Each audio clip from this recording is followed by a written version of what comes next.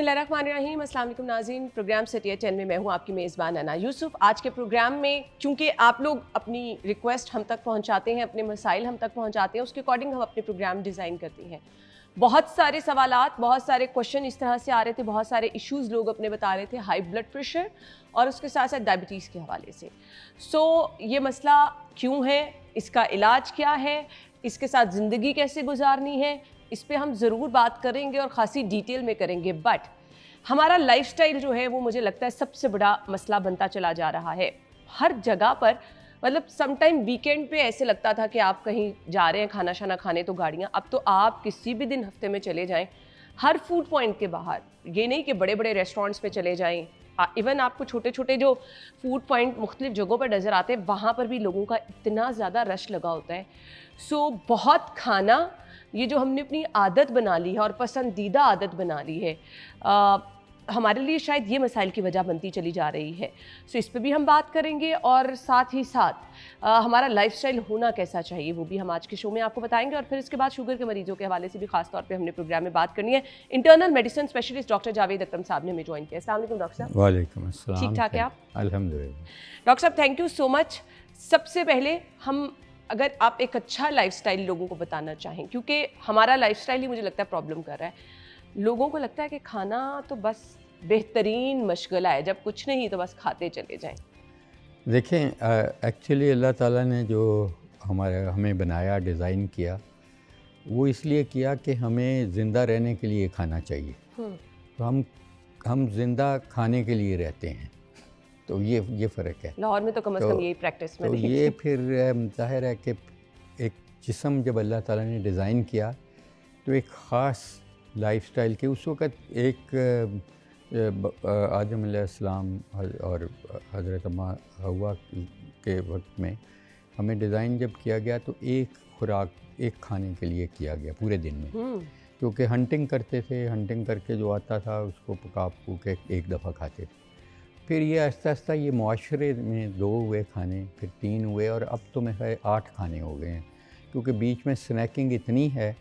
और अनफॉर्चुनेटली ये स्नैकिंग शुरू हुई trend from marketing joints of US कि उन्होंने यहाँ थर्ड वर्ल्ड में स्पॉट्स बनाने शुरू कर दिए और बच्चे ड्राइव करते हैं माँ बाप को शुरू पे, और उनको एक खिलौना मिल जाता है तो वो फिर सबसे बड़े जो लोग वो नहीं अफोर्ड कर सकते उसके मीटूज़ बन गए।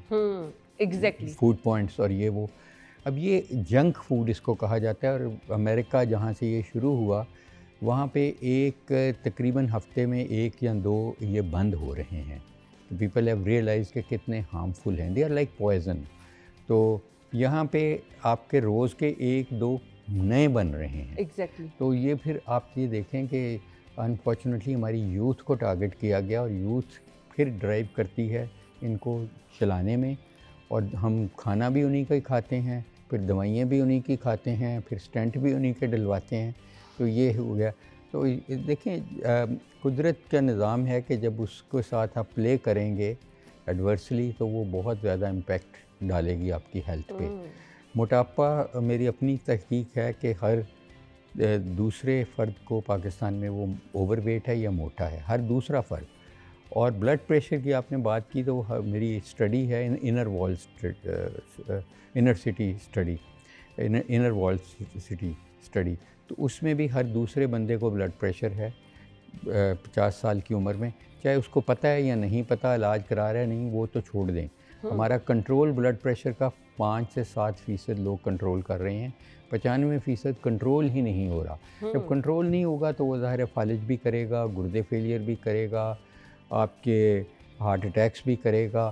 तो इसलिए मैं समझता हूँ कि बहुत इम्पॉर्टेंट है कि इसको हम प्रिवेंट कैसे कर सकें, बजाय इसके इलाज तो शायद मुमकिन ही ना हो, पूरा बजट भी लगा दें। इसी तरह हमारे हर तीसरे फ़र्द को शुगर है 40 साल की उम्र के बाद।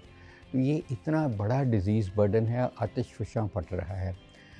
ठीक है, टेररिज़म में बहुत लोग कीमती जानें जा रही हैं, लेकिन जितनी टेररिज़म में साल में लोग मरते हैं उतने हमारे एक दिन में मर रहे हैं इन बीमारियों से। तो मैं ये समझता हूँ कि हमें जो अल्लाह ने ये हमें जिस्म दिया है, मुझे आपको, ये एक अमानत है और इसकी हिफाजत भी हमारा फ़र्ज़ है। बिल्कुल ऐसे। अगर हम इसकी हिफाजत नहीं करेंगे तो वो तो फिर कुछ भी हो सकता है। डॉक्टर साहब आपकी क्या रिकमेंडेशन है, 3 टाइम खाना नहीं खाना चाहिए? नहीं नहीं, खाएं सही, 3 टाइम ज़रूर खाएं, लेकिन अप्रोप्रिएट चीज़ें खाना कुछ नहीं कहता, लेकिन जो इनअप्रोप्रिएट चीज़ें जैसे ये जंक फूड है, चाहे वो पिज़्ज़ाज़ की सूरत में है, चाहे बर्गर्स की सूरत में है, साथ उसके सॉफ्ट ड्रिंक अप साइज़ सस्ते दामों हो जाते हैं, कोरोना भी मिल जाता है, तो फिर ये चाहे वो मुफ्त भी मिल रहा हो तो आपको रेजिस्ट करना चाहिए। ये सॉफ्ट ड्रिंक्स जो हैं ये पॉइज़न से कम नहीं हैं, और ख़ासकर जो डाइट सॉफ्ट ड्रिंक्स हैं वो उससे भी बड़ी नुकसानदेह हैं। डोंट टेल मी, लोगों को लगता है, मैंने डायबिटीज़ के पेशेंट को देखा है। मेरे ख्याल में हमारी अपनी स्टडी है कि जो अस्पार्टेम बेस्ड या स्टीविया बेस्ड ये जो आर्टिफिशियल स्वीटनर्स डाले जाते हैं ड्रिंक्स में, इवन डॉक्टर्स सबसे ज़्यादा रश डालते हैं, सबसे पहले ख़त्म होती हैं उनकी पार्टी पे डाइट ड्रिंक्स। तो मेरे ख्याल में कि जो अल्लाह ने ख़ुद एक मशरूब बनाई है, पानी उसका नाम है, उसको अगर आपको साफ़ पानी मुहैया है तो वो एक नेमत से कम नहीं है, लेकिन अनफॉर्चुनेटली हम उसको ज़हमत में डाल देते हैं कंटेमिनेट कर। तो पानी के अलावा जो आप पीते हैं ना वो बहुत मुज़र सेहत है। और जैसे मैंने डाइट का कहा, डाइट आपकी इंटेस्टाइन जो है ना उसमें जो सेल्स होते हैं ना, माइक्रोबायोटा जो माइक्रोबियोम होते हैं, उसको डिस्ट्रॉय कर देती है। तो आपका जो एंडोजिनस GLP GIP बनना है, जो आप टीके हज़ारों लाखों रुपए के लगाते हैं पतले होने के लिए, जो आपकी अपनी बननी है वो बंद हो जाती है और स्टाइटी सिग्नलिंग भी ख़त्म हो जाती है। तो इसलिए आपका अल्टीमेटली वज़न भी बढ़ता है और बहुत हार्म भी लाता है। तो इसलिए पानी पिएं, बहुत ज़्यादा पिएं, वफ़र मकदार में पानी पिएं, तो उसमें ही शिफा है। यहाँ पे अनफॉर्चुनेटली हमारी डाइट वैसे ही बहुत हाई कार्ब है। देखें, रोटी है, रोटी के बगैर तो हम सोच ही नहीं सकते खाना। वो लगता ही नहीं कि आपने खाना खाया। वो बल्कि लोग कहते हैं शादियों पे कि रोटी कਦੋਂ लगेगी, ये नहीं पूछते खाना कब लगेंगे। अच्छा, वो कहते हैं जी हाँ जी रोटी नहीं खाई तो वो समझते हैं कि बर्गर शर्गर ये वो तो एक एडिशन है, वो रोटी तो नहीं है। तो फिर वो डबल ईटिंग और फिर एनर्जी एक्सपेंडिचर हमारा है नहीं है कि हम अगर एक फ्लोर भी जाना है, 2 फ्लोर जाने हैं, हम 10 मिनट वेट कर लेंगे, सीढ़ियाँ नहीं चढ़ेंगे, हमारे गार्डनिंग खुद नहीं करेंगे, साइकिलिंग करने का ना माहौल है ना हम करते हैं। तो इसलिए एनर्जी एक्सपेंडिचर बहुत कम है हमारा। हम बहुत लेज़ी नेशन हैं, हम अपने जिस्म के लिए, उसकी हिफाजत के लिए टाइम नहीं निकाल पाते। हम कहते हैं हम बहुत बिज़ी हैं, तो इसलिए फिर ये शो करेगा आपकी बॉडी पे। क्वांटिटी भी कम हो सकती है और क्वालिटी भी आपकी लाइफ की चली जाएगी। फालिज हो गया उसके बाद क्या लाइफ रहेगी। बिल्कुल ऐसे ही है। मतलब मजदूर हो जाएंगे। बिल्कुल ऐसे ही है। अच्छा जी, अब दो मेन और बड़ी अहम बीमारियां जिनके बारे में आज के प्रोग्राम में हमने गुफ्तगू करनी है, ये वो चीज़ें हैं जो अगर आपको लग गई, ब्लड प्रेशर और शुगर, ये ख़त्म नहीं होगी, ये फिर लाइफ लॉन्ग रहती है। इसको फिर आपने मैनेज कैसे करना है, मेंटेन कैसे करना है। अब आपने बड़ी ब्रांडिंग सुनी होगी, सोशल मीडिया में बहुत स्टोरीज सुनी होगी, शुगर का इलाज बिल्कुल ख़त्म, शुगर जड़ से ख़त्म कर देंगे, हमने ये दवाई तैयार कर ली, हमने ये दवाई तैयार कर ली। उसकी हकीकत भी डॉक्टर साहब से पूछ लेते हैं। और दूसरा, शुगर होती क्यों है, हमारी बॉडी के अंदर क्या हो रहा होता है, हम अपने साथ क्या कर रहे होते हैं जो वो शुगर की सूरत में प्रेजेंट करता है, और शुगर के मरीज़ किस रिस्क फैक्टर पे होते हैं। अच्छा, आजकल बड़े लोग कहते हैं मेरी तो बॉर्डर लाइन पे शुगर आई, प्री डायबिटिक, वो भी खतरा है या नहीं? ब्रेक के बाद आते हैं, इस पे गुफ्तगू करते हैं। स्टे विद अस।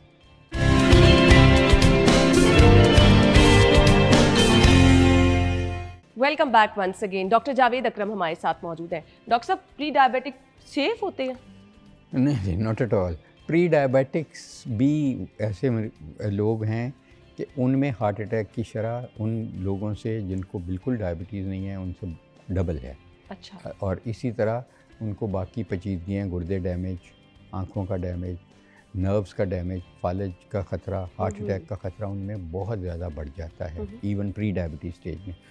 और इनएविटेबली आफ्टर 1 or 2 ईयर वो देव डेवलप फुल ब्लोन डायबिटीज़। तो ये तो वो भी ख़राब है, ये भी बहुत ख़राब है।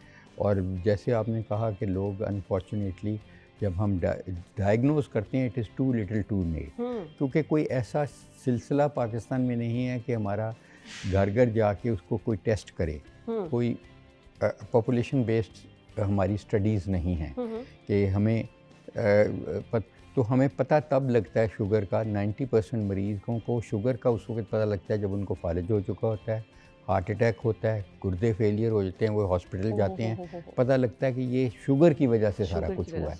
तो उस वक्त damage has been done, too little too late, और वो रिवर्स भी नहीं हो सकता। तो मैं समझता हूँ कि ऐसे मुल्क में जिसको कहा जाता है दारुल खिलाफा शुगर का, पूरी दुनिया में हमें जाना जाता है, क्योंकि हमारे एज स्टैंडर्डाइज प्रेवलेंस यानी कि 20 से 60 साल की उम्र में शुगर का होना सबसे ज़्यादा है दुनिया में। 20 से 60 साल? हाँ जी, हमारी ये हमारे रीजन की बात जी, हमारे पाकिस्तान को हमारे हमसाया मुल्कों में इतनी तेज़ी से नहीं बढ़ी शुगर जितनी यहाँ बढ़ी है। डॉक्टर साहब 20 साल कुछ बहुत जल्दी नहीं कह रहे आप?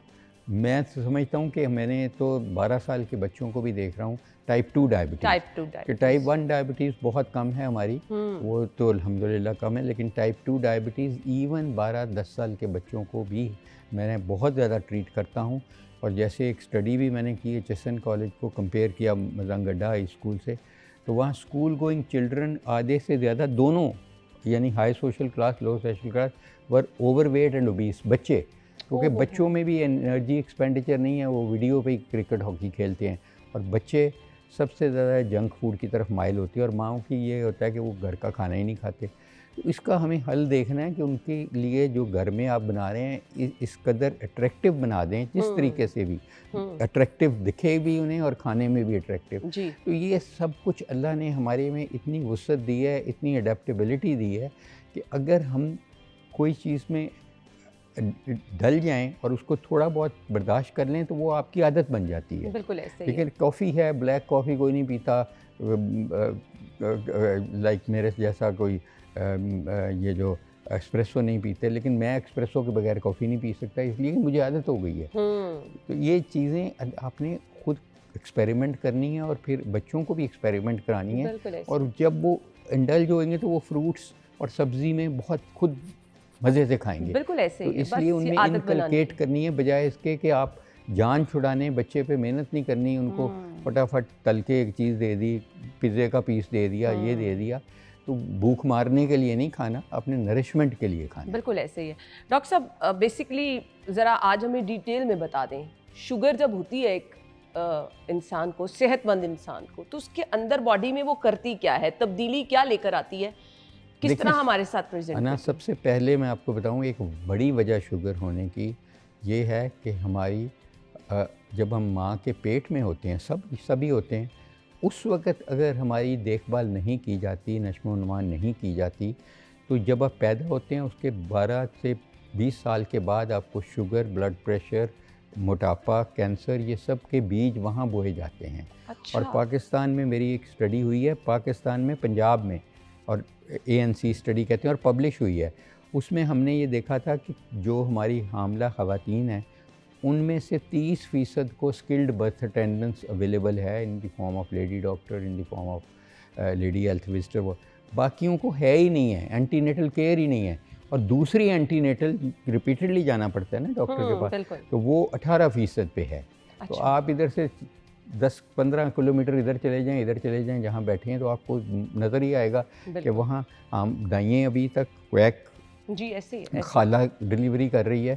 तो जब आपकी माँ, वो एंटीनेटल केयर हम बेहतर नहीं करेंगे तो ये onslaught of diabetes, blood pressure कम नहीं होने लगी। पहली चीज़ वो है। उसके बाद जब आप पैदा होते हैं तो मेरी अपनी ये भी स्टडी है कि पाकिस्तानी सारे के सारे 97% इंसुलिन रेजिस्टेंट है। लुबलुबा बिल्कुल ठीक काम कर रहा होता है, लेकिन इंसुलिन जो वो बना रहा होता है वो आपके सेल को नहीं अटैच करती। जब सेल को नहीं अटैच करती तो ग्लूकोज आपके सेल के अंदर नहीं जाता जी। जब ग्लूकोज नहीं जाता तो सेल डाई डाउन करते हैं, चाहे वो बनाई के हों, चाहे वो नर्व्स के हों, चाहे हार्ट के हों कुछ। तो इसलिए इंसुलिन रेजिस्टेंस हमारी जीन्स में है, जेनेटिक्स। अब पेरेंट्स तो आप नहीं चूज़ कर सकते, लेकिन जैसे आपने बहुत अच्छा शुरू पे कहा कि लाइफस्टाइल तो अल्लाह ने एक खोपड़ी में दिमाग दिया है ना हमारा, वो तो आप चूज़ कर सकते हैं ना, कि मुशक्क़त करें, मेहनत करें। कभी अपने बहनें जो हमारी हैं वो घर की मॉपिंग खुद कर लें बजाय वैक्यूम करने के, गार्डनिंग खुद कर लें, आप उठ के सीढ़ियाँ चढ़ लें बजाय इसके कि तो अगर आप जिम नहीं जा सकते तो कहीं किसी पार्क में वॉक कर लें, कुछ ना कुछ तो फिज़िकल एक्टिविटी जनरेट करें और सोच के खाएं। प्लीज़ इसलिए ना खाएं कि वो अवेलेबल है खाना, पहाड़ियाँ नहीं बनाएं।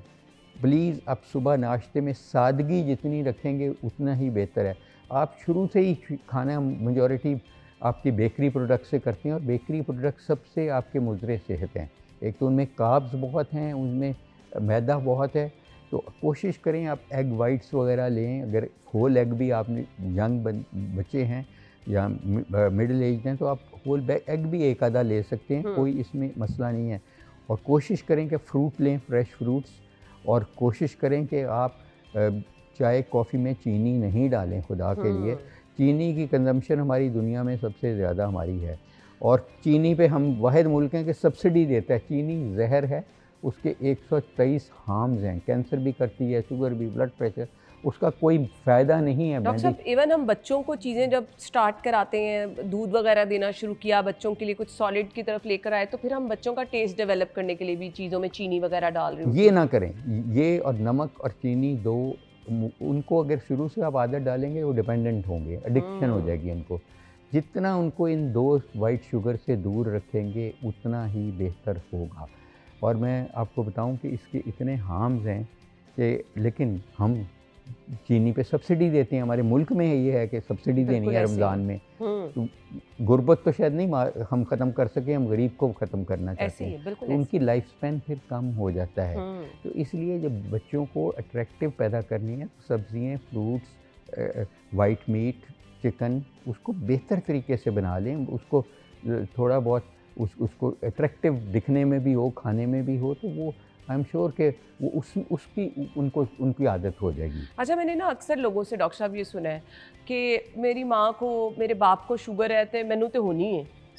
कोई ज़रूरी नहीं है, बिल्कुल है, प्रीडिस्पोजिशन है, लेकिन ज़रूरी नहीं है कि हो। आप उसको डिले कर सकते हैं। मेरी अपनी स्टडी और दुनिया की स्टडी है DPP program, diabetes prevention program, कि अगर आपके माँ बाप को शुगर है, आप में चांस ज़्यादा है। लेकिन अगर आप अपनी वर्जिश में मुब्तला होते हैं और अगर आप सोच समझ के खाते हैं तो तकरीबन आपका 50% से भी ज़्यादा चांस ये है कि शुगर नहीं होगी। 50%। अगर आपकी शुगर की बहुत स्ट्रॉन्ग हिस्ट्री है तो अगर आप कोई दवाई ऐसी हैं, मेटफॉर्मिन दवाई है जो 1 रुपए की 4 गोलियाँ आती हैं, वो खानी शुरू कर दें तो आपकी 70% चांस ख़त्म हो जाता है डायबिटीज़ होने का। अच्छा। तो लाइफस्टाइल और फिर आप इंटरवेंशन जल्दी करें। और सबसे बढ़ के एक और चीज़ है कि हमारी अनफॉर्चुनेटली एक्सक्लूसिव ब्रेस्ट फीडिंग नहीं है। हम बच्चे को शुरू पे ब्रेस्ट फीडिंग करते हैं तो साथ ही अपनी आराम के लिए उसको बोतल पे लगा देते हैं। ये सबसे बड़ी वजह है बच्चों में मोटापा होने की, और ये भी एक, मैं समझूंगा कि किसी हद तक जहर से कम नहीं है। माँ का दूध से बेहतर कोई दूध ही नहीं हो सकता बच्चे को। माँ एक तोहफ़ा अगर देना चाहती है ना अपनी औलाद को, दुनिया का बेहतरीन तोहफ़ा है वो अपना दूध पिलाए 2 साल के लिए। कुरान उसकी शहादत देता है, इससे बढ़ के क्या। तो इसलिए ये फार्मूला मिल्क्स और ये और वो, इनमें सब में चीनी है, तो चीनी की कंजम्पशन हमें कम करनी चाहिए। चीनी, दुनिया में चीनी शुगर टैक्स है, हम शुगर पे सब्सिडी देते हैं। ये जो अल्टरनेट चीनी के जाते हैं, आप स्टीविया पे चले जाएं, आप वही तो मैं आपको अर्ज कर रहा था कि वो और हार्मफुल हैं, ज़्यादा हार्मफुल हैं चीनी से भी, बिकॉज वो आपकी इंटेस्टाइन से अब्जॉर्प्शन ग्लूकोज की तो वक्ती तौर पे कम करते हैं, लेकिन वो आपकी सेल्स को डैमेज कर देते हैं। जिन्होंने GLP GIP बनाना है, जो मोटापे को कम में रखते हैं, जो हम बाहर में टीके लगाते हैं इतने महंगे, वो आपकी अपनी बननी बंद हो जाती है। बिल्कुल जी। ब्रेक की तरफ हम जा रहे हैं। ब्रेक के बाद हम गुफ्तगू का सिलसिला आगे बढ़ाएंगे, हमारे साथ रहिए।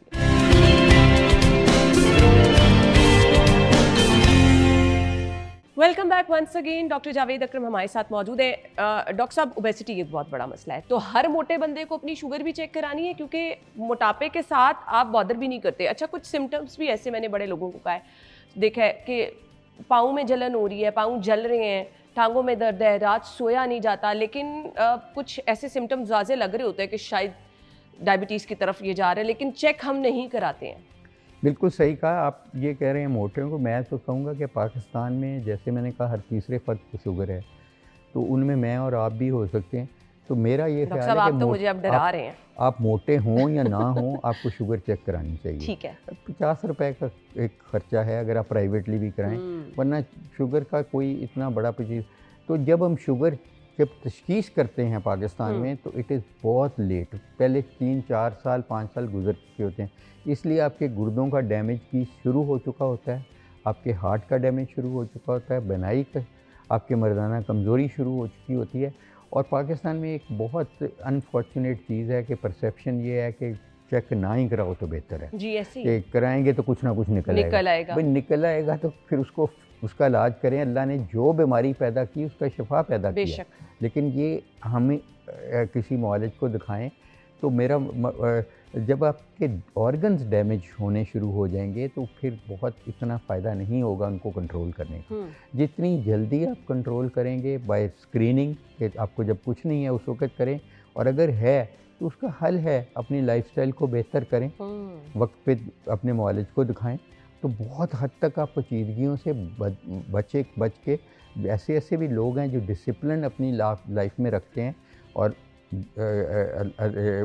वो 40-50 साल शुगर के साथ रहे हैं और बिल्कुल हेल्दी रहे हैं। डॉक्टर साहब मुझे ये बताएं, ये बीमारी ख़त्म हो जाती है, जड़ से ख़त्म हो जाती है? देखें, अगर तो शुरू में ये तशखीस हो जाए तो आप रिवर्स कर सकते हैं, जिसको हम कहते हैं रिवर्सल ऑफ डायबिटीज़। लेकिन उसके लिए बहुत इंटेंसिव लाइफस्टाइल आपका चाहिए। आपको एक्सरसाइज 35 मिनट डेली 5 दिन हफ्ते में करें, वॉक कर लें।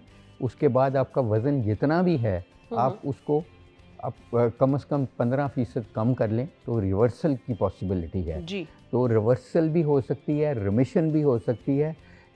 अल्लाह ने खुद शफा पैदा रखा है, लेकिन ये मेरा और आपका काम है या डॉक्टर्स का काम है कि वो शफा अपने मरीज़ों तक जाए। सही। तो मसला ये है कि हमारी प्रिवेंटिव है नहीं माइंडसेट।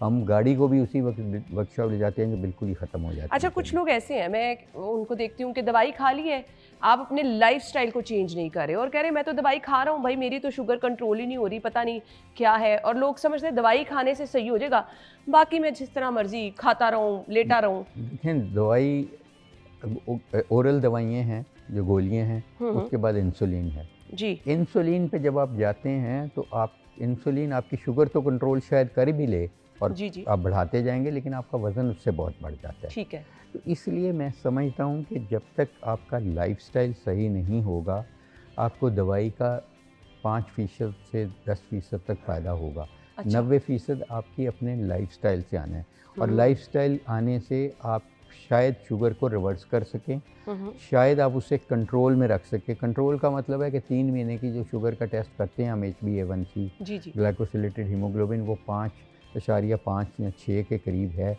तो बहुत अच्छी कंट्रोल है 3 महीने में। अगर वो हमारे एवरेज जो आ रहा है 9 से 10 के दरमियान आता है पाकिस्तानी का, जिसका मतलब है कि उनकी पेचीदगियाँ बहुत तेज़ी से बढ़ेंगी। और इसीलिए लाखों लोगों को इस वक्त डायलिसिस की ज़रूरत है, लेकिन मशीनें अवेलेबल नहीं हैं। देखें, वो फिर लाइफ आपकी एक तरह से एक पनिशमेंट बन जाती है लाइफ, बजाय जो अल्लाह ने अपनी खूबसूरती रखी है ज़िंदगी में, वो ख़त्म हो जाती है। एंड यू पे heavily by having dialysis, which is very painful thing. और फिर रिल ट्रांसप्लांट, फिर फलाना, फिर शुगर आपकी कोई और बॉडी ऑर्गन को स्पेयर नहीं करती हेड टू टो, चाहे वो गुर्दे हैं, चाहे जिगर है, चाहे वो हार्ट है, चाहे ब्रेन है, कि हर जो आपने कहा कि पाँव में जलन वलन, ये सब शुगर की अलामात हैं। शुगर की ये भी अलामात है कि एकदम आपका वेट कम, वज़न कम होना शुरू हो जाता है बगैर किसी वजह से। लेकिन मैं समझता हूँ कि अलामात का इंतज़ार नहीं करें, आप अपनी ब्लड शुगर 50 रुपए की कहीं से भी किसी फार्मेसी से करा लें, किसी डॉक्टर से करा लें, तो आपको पता लग जाएगा। और कराएं आप जो शुगर टेस्ट 1.5 घंटा खाने के बाद कराएं। तो अगर वो 150 से ज़्यादा है तो आप प्री डायबिटीज़ हैं, अगर वो 180 से ज़्यादा है तो आपको डायबिटीज़ हो चुकी है। तो बहुत सस्ती तशखीस है इसकी, और इलाज भी बहुत सस्ता है, सिर्फ आपने टांगें इस्तेमाल करनी है।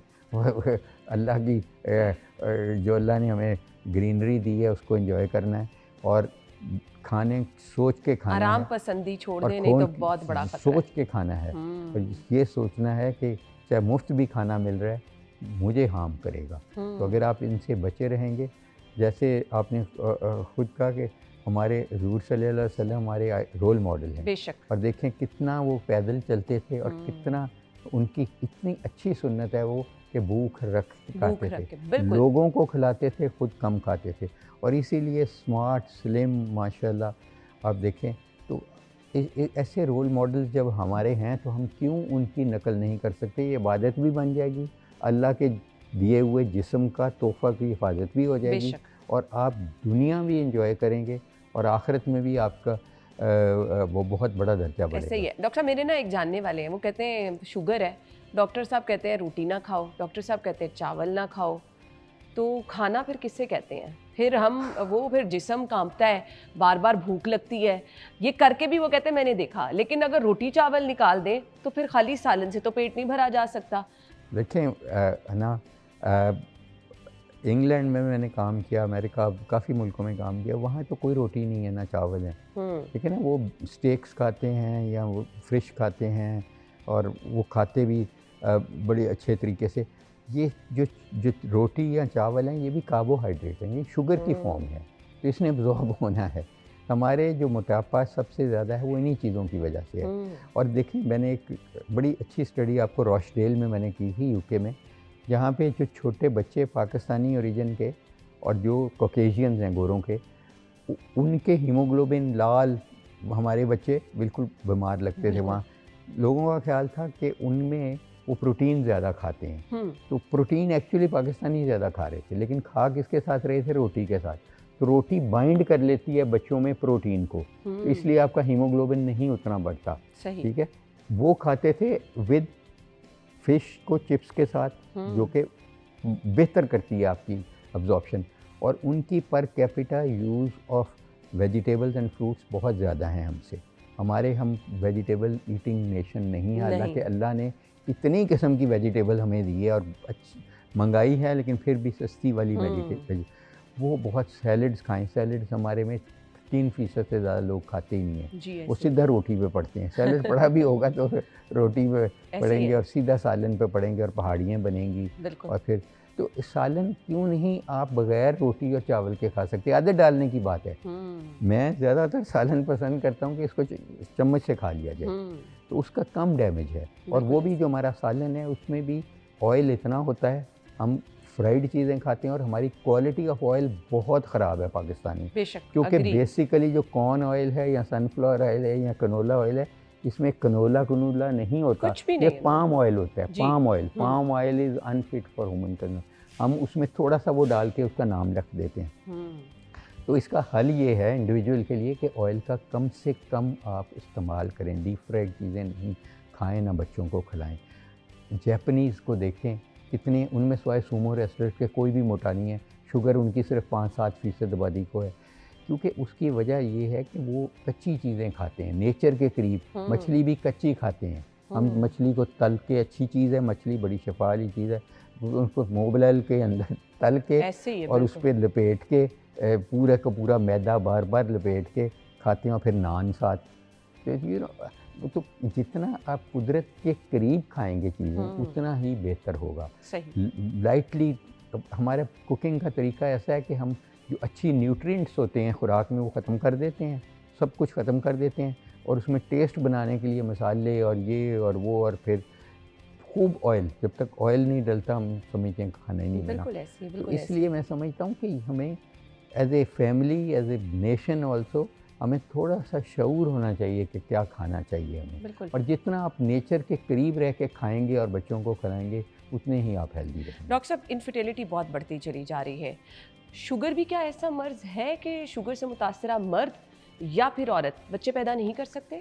नहीं, बच्चे तो वो पैदा कर सकते हैं, लेकिन बहुत दफ़ा ऐसा होता है कि जब शुगर आपकी कंट्रोल नहीं होती, तो ख़ासकर मर्दों में इरेक्टाइल डिसफंक्शन सबसे कॉमन वजह शुगर ही है, और औरतों में भी बहुत ज़्यादा इनफर्टिलिटी हो जाती है, क्योंकि उनमें बार बार इन्फेक्शन होते हैं शुगर वालों को, तो इसलिए उनके लिए चैलेंजिंग हो जाता है। लेकिन शुगर वालों को ऐसा मना नहीं है एक बच्चा पैदा करने का, लेकिन उनकी शुगर बहुत ज़्यादा, उनको स्ट्रिक्ट कंट्रोल रखनी चाहिए, क्योंकि माँ के पेट में जब बच्चा है, अगर आपकी माँ की शुगर कंट्रोल्ड नहीं है तो उसको अफेक्ट करेगी, उसको मजबूरी के साथ पैदा होने के चांसेस बहुत बढ़ जाते हैं। हामला खातून को तो 2 ज़िंदगी है ना, तो उसको तो बहुत केयरफुल होना पड़ता है।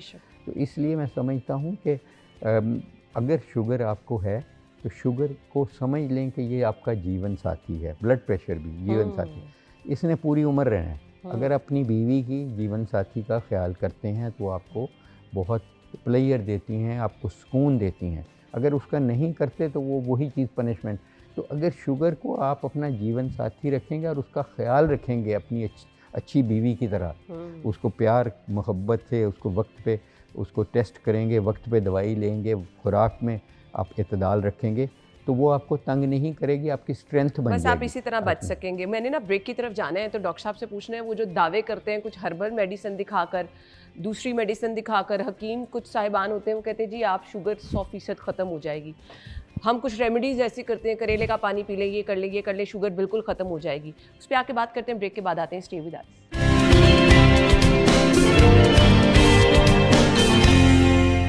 Welcome back once again. एक बार फिर से आपको खुश आमदीद कहेंगे। डॉक्टर साहब कुछ हर्बल मेडिसिन मार्केट में, क्या मैं तो अब सोशल मीडिया ज़्यादा बड़ी मार्केट है, आप मोबाइल फ़ोन पे एड्स आप देखें भी ना तो साइड पे चीज़ें आ रही होती हैं, ये वाली दवाई आपकी शुगर ख़त्म कर देगी, ये कर देगी, नई नई चीज़ें हैं। तो ये क्या ये चीज़ें शुगर ख़त्म करती है? नहीं, बिल्कुल भी नहीं, बल्कि ये बहुत हार्मफुल चीज़ें हैं। और इनको मैंने काफ़ियों को जो सो कॉल्ड हर्बल हैं, ये हर्बल भी नहीं है। इनको भाई टेस्ट किया है और बिलीव मी कि इनमें से 90% ऐसी हैं, और ये बहुत बहुत बड़ी जो कंपनी है सो कॉल्ड हर्बल, उनकी दवाइयाँ हैं। जब हमने लैब में मैंने टेस्ट कराया तो उसमें डेफिनेटली शुगर कम हो रही थी, लेकिन जब हमने चेक किया कि भाई इसमें है क्या, तो उसमें हमारी एलोपैथिक मेडिसिन निकली। अच्छा। हाँ, आप कोई भी दवाई ले लें, आप मुझे दें या किसी, ये तो आपने हैरान को इंकशाफ कर दिया। PCSIR में दे दें, वो थोड़े से पैसे लेंगे टेस्ट करने के। आपने हर्बल लेनी है, ले भी रहे हैं तो टेस्ट ज़रूर करा लें कि उसमें है क्या। उसमें गलबेंक्लामाइड निकलती है, ग्लिमिप्राइड निकलती है, जो हमारी दवाइयाँ हैं, और उसकी डोजेज़ बहुत ज़्यादा हैं, हैवी डोजेज़, तो इसलिए उसका नुकसान बहुत है। इसी तरह जोड़ों की तकलीफ की दवाइयाँ जो हमने देखी, यरकान की दवाइयाँ देखी, उनमें स्टीरॉयड निकले। तो इसलिए ये सो कॉल्ड, इस पर जब तक हम टेस्ट नहीं कराएंगे, अव्वल तो गवर्नमेंट को कराना चाहिए, गवर्नमेंट को रेगुलेट करना चाहिए ड्रैप को, कि इनको टेस्ट करा के देखे। तो मेरा नहीं ख्याल कि इन दवाइयों में बहुत शफा अल्लाह ताला ने रखा हुआ था, लेकिन वो generation to generation pass on नहीं हुई वो फार्मूला, और वो उस तरह फॉलो नहीं हुए, ना उस पर रिसर्च हुई है। तो हमारी जो दवाइयाँ हैं they are very very well research, लाखों से भी ऊपर करोड़ों लोगों को दे के देखी गई हैं ये दवाइयाँ। बिल्कुल ऐसे। तो इसलिए देखें, आपको अगर शुगर हो गई है तो दवाई से बचने की कोशिश करें कि आप की बॉर्डरलाइन शुगर है तो लाइफस्टाइल से उसको कंट्रोल करें। फिर वो हम वही कह रहे हैं, उस पर पैसे भी नहीं लगते, साइड इफ़ेक्ट्स भी नहीं है, बिल्कुल ऐसे। और आपकी जनरली बहुत बेहतर हो जाती है हेल्थ। तो कोशिश करें कि अपना टाइम निकालें, एक्सरसाइज करें, अपने आप को मुब्तला करें। कोई नहीं आप जा सकते जिम, तो ना अपनी गली के बीच में अपनी छत पे कहीं ना कहीं आप कम से कम 35 मिनट अपने लिए, अपनी बॉडी के लिए निकालें, वरना वो बॉडी गिव अप कर देगी। और इसी तरह सोच समझ के, भूख रख के खाएं, हमारी सुन्नत। एक और बड़ा मसला है, और मैं आज हर दूसरे बंदे में ये मसला देख रही हूँ, हर दूसरे घर में ये मसला देख रही हूँ। डिप्रेशन बहुत है हर किसी को डॉक्टर साहब, एंग्जाइटी बहुत है, हर दूसरा बंदा परेशान है। और फिर लोग कहते हैं टेंशन से BP हाई हो गया। अब ये BP हाई और ये टेंशन और आपकी परेशानियाँ, ये वाकई जानलेवा हैं? देखें, डेफिनेटली स्ट्रेस का हैंडलिंग हमें नहीं आती। हमारी एज ए कौम हमें स्ट्रेस के बारे में बहुत कम पता है, डिप्रेशन के बारे में बहुत कम पता है। हमारा प्रॉब्लम ये है कि हम स्ट्रेस में, आपकी परफॉर्मेंस बढ़नी चाहिए, हमारी कम हो जाती है, बिकॉज हम बहुत ज़्यादा स्ट्रेस ले लेते हैं। तो उसकी वजह से फिर आपके हार्मफुल हार्मोन्स बहुत सक्रीट होते हैं, जो शुगर क्रिएट करते हैं, ब्लड प्रेशर क्रिएट करते हैं, कैटेकोलामीन्स वगैरह, और जो अच्छे हार्मोन्स हैं वो फॉल करते हैं।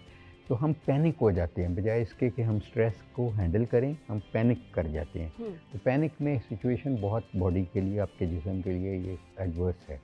और इसका मैं समझता हूँ कि इतना बड़ा अल्लाह की नेमतों में से बड़ी नेमत है जो अल्लाह ने हमें मुसलमान बनाया।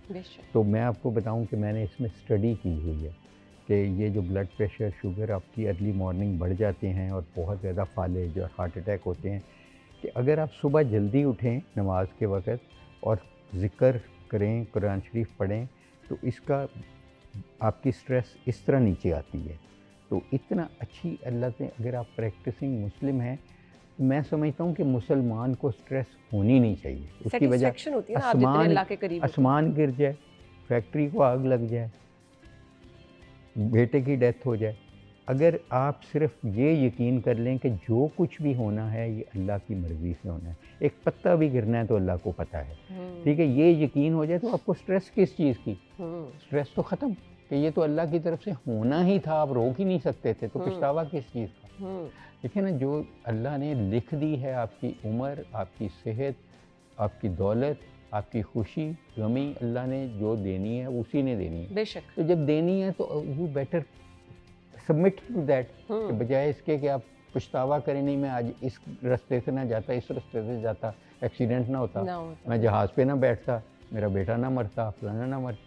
ये देखें, ये किस्मत की बात है, ये हमारा दीन है कि अल्लाह की मर्ज़ी के बगैर पत्ता भी नहीं हिलना, तो फिर हमें किस चीज़ की स्ट्रेस। अगर आपका ईमान मजबूत हो जाए तो आपको कोई नहीं हिला सकता, आपकी पर्सनैलिटी ऐसी हो जाएगी कि आप अल्लाह का शुक्र ही अदा करते रहेंगे, क्योंकि अल्लाह पसंद करता है कि जिस हाल में भी जो भी मैंने आपको दिया ना उस पर शुक्र अदा करें और फिर मुझसे और मांगे। तो शुक्र और हम देखें, मैंने जब UHS का वाइस चांसलर था, मैंने एक डिग्री प्रोग्राम शुरू किया था खुशी का। अच्छा। तो हैप्पीनेस का, हैप्पीनेस एक बहुत बड़ी चीज़ है। लोग यहाँ पे हैप्पीनेस किस चीज़ को समझते हैं, वो इस चीज़ को समझ, मेरा प्राइस बॉन्ड निकल आया, मेरा कुर्रा निकल आया, ठीक है, कोई मैंने गाड़ी अच्छी खरीद ली, ठीक है ना। मैं समझता हूँ कि हैप्पीनेस एक प्रोग्राम करने में, अगर आप ये एंजॉय कर रही हैं, मैं एंजॉय कर रहा हूँ आपसे बात करना, ये हैप्पीनेस है। बेशक। अगर मैंने अच्छी टाई लगा ली मेरे लिए, अगर मुझे अच्छा कॉफ़ी का कप मिल गया, इसको मैं सेलिब्रेट करता हूँ। बिल्कुल। इन छोटी छोटी चीज़ों में सेलिब्रेट करना सीखें। छोटी छोटी, ये पौधा है, आपने देखा, इसको गौर से देख के इसको खुश हों कि अल्लाह की कुदरत को अप्रिशिएट करें। तो मौसम थोड़ा बाहर क्लाउडी है, इसी को आप समझ लें कि आप खुश हो जाएं इसको देख। बिल्कुल ऐसे ही। छोटी छोटी चीज़ों में हैप्पीनेस ढूंढें। हैप्पीनेस इन चीज़ों में है, ना कि आपका कोई लॉटरी निकल आए या कुछ ऐसी हो जाए।